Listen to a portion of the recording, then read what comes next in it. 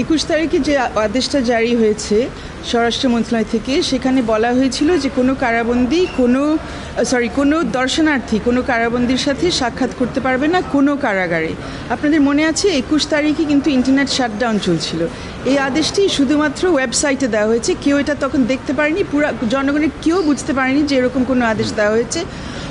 অনেক দর্শনার্থী চেষ্টা করেছেন তাদের স্বজনদের সাথে দেখা করতে বিভিন্ন কারাগারে সারা দেশ জুড়ে, কেউ কিন্তু এটা করতে পারেনি। যখন 3 তারিখে আমরা কয়েকজন যাই, অ্যাডভোকেট তাবারক, অ্যাডভোকেট বাবর, অ্যাডভোকেট প্রিয়া, আরও অনেকেই, সেখানে আমরা একই অবস্থা দেখি যে অনেক বয়স্ক নারীরা তাদের ছেলেদের দেখতে এসছে, স্ত্রীরা তাদের স্বামীদের দেখতে এসছে, ছোট ছোট বাচ্চারা তাদের বাবাকে দেখতে এসছে, অনেকে তাদের বোন ভাইদেরকে দেখতে এসছে, কাউকে সেখানে ঢুকতে দেওয়া হয়নি। এখন যে অবস্থা, এই অর্ডারটা যদি এখন পর্যন্ত বহাল থাকে, তার মানে হচ্ছে 3 সপ্তাহ ধরে যারা কারাগারে আছে বিনা বিচারে এবং যারা সাজাপ্রাপ্ত, কেউ কিন্তু তার স্বজনদের সাথেও দেখা করতে পারেনি, আইনজীবীদের সাথে দেখা করতে পারেনি।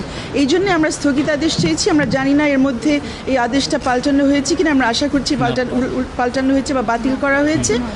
কিন্তু আজকে যেহেতু হাইকোর্ট থেকে একটি স্থগিতাদেশ দেওয়া হয়েছে, আজকে থেকে সবাই জেল কোড অনুযায়ী, অথচ যেসব নিরাপত্তার যেসব বিধান থাকে, যেসব সীমাবদ্ধতা রেস্ট্রিকশন থাকে, সেই রেস্ট্রিকশন অনুযায়ী স্বজনরা এবং আইনজীবীরা তাদের বিভিন্ন কারাবন্দীদের সাথে দেখা করতে পারবেন সব কারাগারে। এটাই আমরা আশা করছি। এই স্থগিতাদেশ আজকে আমরা পেলাম এবং আমরা রুলও পেলাম যে এই আদেশটি যে 21 তারিখে যেটা জারি করা হয়েছিল সেটাকে কেন অসাংবিধানিক ঘোষণা করা হবে না।